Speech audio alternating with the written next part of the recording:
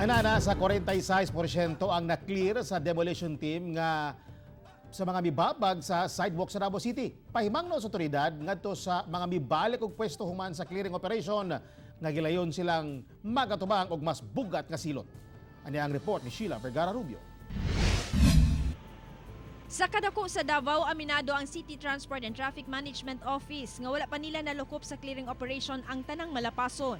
Sa report nga ilang gisumite sa DILG, ana pa sa 46% ang ilang na-clear nga sidewalk ug 76 points ang ilang compliance.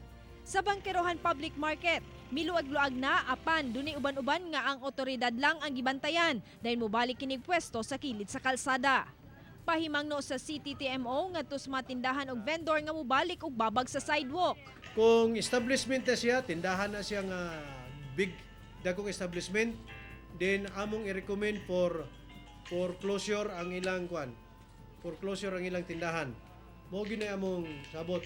Pero kung mga vendors nga naa sa kalsada, immediately mubalik sila among kargahon, dili na namo ibalik sa ila ang ilang mga items.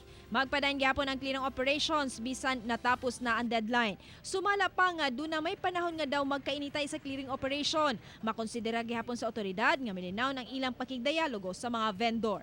Labi na ng mga nadia sa Bahada Toyota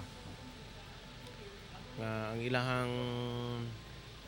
ilahang kural na nasa sidewalk unya ma-observe namo na dia kung magulan musaka ang tubig sa kalsada, ang mga pedestrians kat-kat na sa kural.